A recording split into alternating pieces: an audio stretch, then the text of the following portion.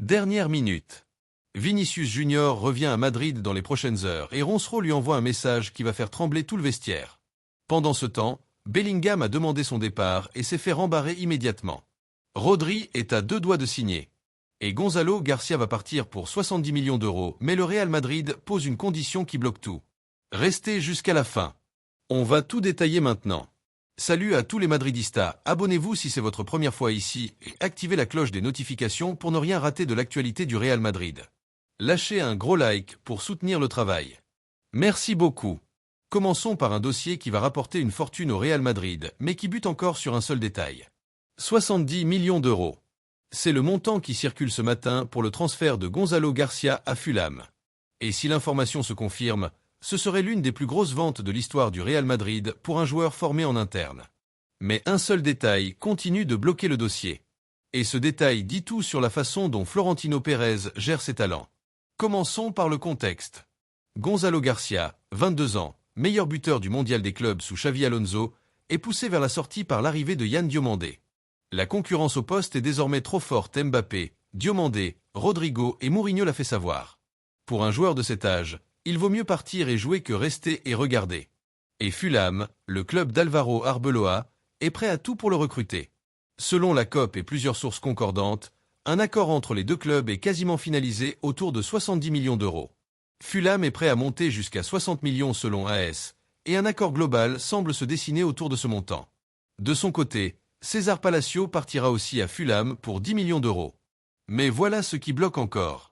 Le Real Madrid pose une condition non négociable, conserver un pourcentage sur une future revente de Gonzalo. Le club l'a déjà fait avec Nico Paz, Jacobo Ramon et Brahim Diaz. Et il compte bien reproduire la même formule. À Valdebeba, personne n'a envie de perdre définitivement la main sur un joueur de 22 ans dont la valeur peut encore grimper considérablement. Fulham, de son côté, refuse catégoriquement cette condition. Arbeloa veut récupérer son ancien joueur du Castilla sans que le Real Madrid ne garde un droit sur son avenir. Les deux clubs sont d'accord sur le prix, c'est la structure du deal qui bloque. Et maintenant voilà ce qui rend cette situation encore plus intéressante. Gonzalo lui-même est en train de compliquer les plans en réalisant une pré-saison convaincante. Il a marqué face à Leganés ce week-end. Et Mourinho, qu'il avait initialement placé dans la liste des vendables, commence à se poser des questions. Est-ce qu'on vend un joueur qui marque pendant la pré-saison? Est-ce que l'argent de Gonzalo est vraiment indispensable pour financer Rodri? Parce que derrière ce transfert, il y a quelque chose d'énorme que Madrid Zone a mis en chiffres ce matin.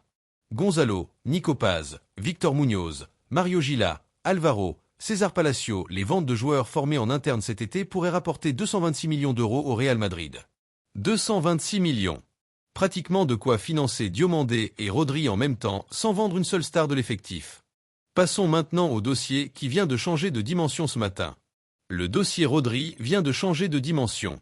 Et cette fois, les mots sont ceux de Matteo Moretto, l'insider le plus fiable du mercato européen. L'accord entre Rodri et le Real Madrid sur les termes personnels du contrat est total. Finalisé. Acté. Rodri a choisi le Real Madrid.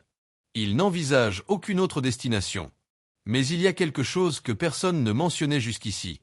Selon le journal du Real, des joueurs barcelonais ont tenté de convaincre Rodri de rejoindre la Catalogne pendant la Coupe du Monde. Une approche discrète, entre internationaux espagnols, dans les couloirs de la compétition. Et Rodri a refusé. Sans hésitation. Sans même considérer la piste sérieusement. Est-ce que tu réalises ce que ça veut dire? Le meilleur milieu de terrain du monde, Ballon d'Or 2024, MVP de la Coupe du Monde 2026, a eu l'opportunité de rejoindre le Barça. Et il a dit non. Parce que sa destination, c'est Madrid. Uniquement Madrid. Et maintenant voilà ce qui vient d'accélérer encore davantage ce dossier. Mourinho s'est personnellement entretenu avec Rodri pour lui présenter son projet sportif. Le technicien portugais lui a expliqué exactement comment il voit son rôle dans l'équipe, le métronome autour duquel tout le milieu de terrain va s'organiser. Un échange direct, de coach à joueur, qui a renforcé encore davantage la conviction de Rodri. Et de l'autre côté, Florentino Pérez a donné son feu vert définitif. Le président madrilène, longtemps réticent à cause de l'historique de blessure du joueur, a été convaincu par ses performances lors du mondial. En pleine forme sur la plus grande scène internationale, Rodri a dissipé tous les doutes sur sa capacité physique à tenir une saison entière au plus haut niveau. Maintenant, l'obstacle final. Manchester City. Selon Matteo Moretto, Le club anglais réclame entre 50 et 60 millions d'euros. Le Real Madrid veut payer moins, autour de 40 à 50 millions selon AS. Une réunion importante est attendue dans les prochaines heures entre les deux clubs pour tenter de rapprocher les positions. Et voilà la réalité que City ne peut pas ignorer. Le contrat de Rodri expire en juin 2027. Il n'a aucune intention de prolonger. Et un joueur qui ne prolonge pas, qui a déjà trouvé un accord avec un autre club et qui veut partir, City a 12 mois pour vendre ou perdre sa valeur marchande à zéro. Le rapport de force penche clairement du côté du Real Madrid. Et les prochaines heures vont être déterminantes. Mais ce n'est pas tout. Une bombe vient d'exploser ce matin en Espagne et elle concerne Jude Bellingham. Et cette fois, ça ne vient pas de l'extérieur, ça vient de l'intérieur même du club. Selon le journaliste Pepe Alvarez, Marc Bellingham, le père et agent de Jude, a demandé une réunion avec les dirigeants du Real Madrid à la fin de la saison dernière. L'objectif de cette réunion? Évoquer un possible départ de son fils. Et les raisons avancées? Des désaccords footballistiques avec les hauts dirigeants du club. Est-ce que tu réalises l'ampleur de ce que ça révèle? Jude Bellingham, 23 ans, sous contrat jusqu'en 2029, l'un des 6 intouchables de Mourinho, a envisagé de quitter le Real Madrid. Pas de façon impulsive, pas en coulisses discrètement. Son père et agent est allé demander une réunion officielle avec la direction. C'est un signal fort. Un signal qu'on ne peut pas ignorer. Mais voilà la réponse du Real Madrid.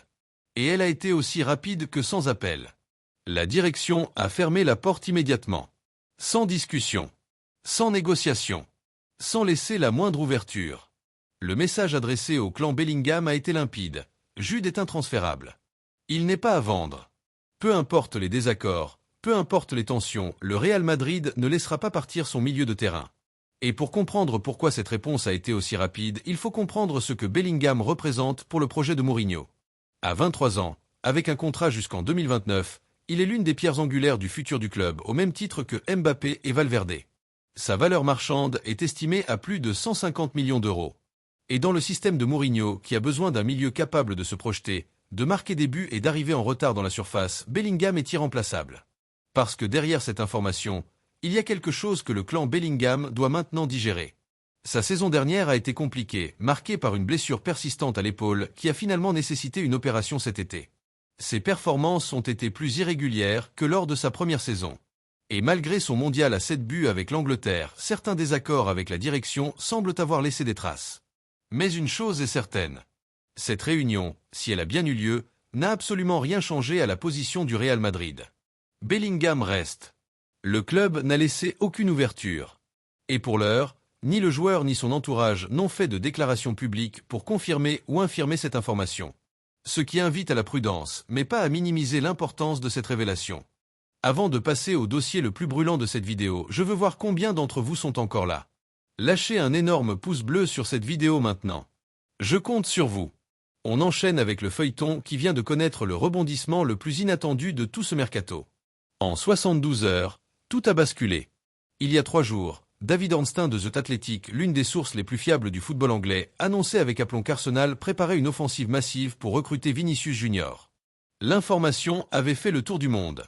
Les réseaux sociaux avaient explosé.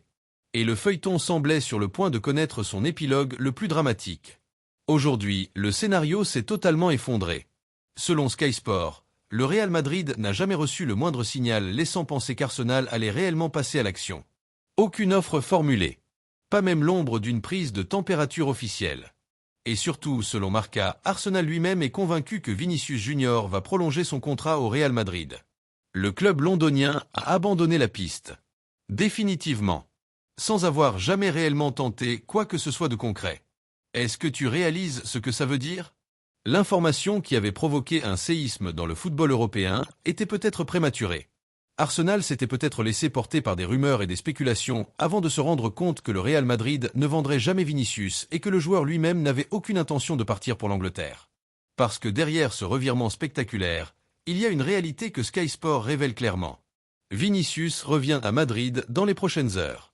Les discussions pour sa prolongation vont reprendre.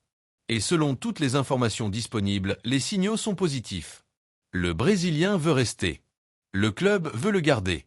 Et Arsenal, qui espérait profiter d'une impasse contractuelle pour s'immiscer dans le dossier, repart les mains vides. Mais voilà où le dossier devient encore plus fascinant. Parce que pendant qu'Arsenal abandonnait la piste, le journaliste le plus madridiste d'Espagne prenait la parole. Et ce qu'il a dit va faire parler pendant des semaines. Thomas Ronsereau, chroniqueur emblématique d'AS et supporter assumé du Real Madrid, s'est exprimé dans El Larguero avec une franchise désarmante. Et ces mots étaient directement adressés à Vinicius Junior, pas à travers une analyse froide, pas à travers des chiffres ou des statistiques. Ronsereau a été direct. Le Real Madrid est un paradis. C'est absurde d'aller chercher plus d'argent ailleurs. Puis il a été encore plus loin. Si tu quittes le Real Madrid, tu te rendras compte dans quelques années que c'était une erreur. S'il part pour 5 millions d'euros de plus, cela voudra dire qu'il est mal conseillé. Est-ce que tu réalises le poids de ces mots? Ronsereau ne parle pas de football. Il parle de sagesse. Il rappelle à Vinicius que le Real Madrid n'est pas un club comme les autres, c'est la scène la plus grande du monde. Et quitter ce paradis pour quelques millions supplémentaires, c'est une décision qu'on regrette. Mais Ronsereau a aussi identifié précisément le problème qui bloque tout depuis des mois. Vinicius réclame un salaire équivalent à celui de Kylian Mbappé. Et le Real Madrid refuse catégoriquement. Vinicius voulait gagner autant que Mbappé, et le Real Madrid lui a répondu que ce n'était pas possible. Le joueur phare du Real Madrid, c'est Mbappé. Il l'a encore démontré pendant la Coupe du Monde. Vinicius doit comprendre qu'il ne peut pas gagner autant que lui. Pour Ronsereau, la solution est pourtant simple. Si Vinicius accepte de toucher entre 5 et 7 millions d'euros de moins que Mbappé, les deux parties devraient pouvoir s'entendre. Une concession qui semble raisonnable au regard des chiffres. Mais qui, pour un joueur de l'ego et du statut de Vinicius, représente peut-être quelque chose de beaucoup plus difficile à accepter qu'une simple question financière. Parce que derrière ce blocage salarial, il y a une question d'orgueil et de hiérarchie. Vinicius était la star absolue du Real Madrid avant l'arrivée de Mbappé. Il avait remporté la Ligue des Champions, le FIFA Best, le Ballon d'Or. Et l'arrivée du Français a changé quelque chose dans l'ordre des choses, pas dans les performances de Vinicius, qui restent exceptionnelles, mais dans la perception de sa place dans la hiérarchie du club. Et Ronsereau a aussi fait le lien avec le recrutement de Diomandé. Pour lui, ce n'est pas anodin. Le Real Madrid commence à préparer la suite au cas où les négociations échoueraient. Ce n'est pas une coïncidence. C'est un signal. Et Vinicius, selon le journaliste, a parfaitement compris ce signal. La question qui reste ouverte est donc simple et brutale. Est-ce que Vinicius va écouter les conseils de Ronsereau, accepter quelques millions de moins, prolonger, et continuer à écrire son histoire au Santiago Bernabéu? Ou est-ce qu'il va s'entêter, entrer dans la dernière année de son contrat, et se retrouver dans la position de Mbappé au PSG, un joueur que tout le monde regarde partir sans que personne ne puisse l'arrêter? La réunion approche. Vinicius revient à Madrid. Et cette fois, la décision va devoir être prise. Ton commentaire est très important pour nous. Tu penses que Vinicius va écouter Ronsereau et accepter de gagner moins que Mbappé pour prolonger au Real Madrid? Ou il va s'entêter et risquer de partir libre dans un an? Et toi, tu penses que Bellingham devrait rester malgré les tensions avec la direction? Dis-nous ce que tu en penses dans les commentaires. Abonne-toi à Bernabéu Zone pour suivre en exclusivité toute l'actualité du Real Madrid. Pense à liker et à partager cette vidéo pour soutenir la chaîne. À la Madrid!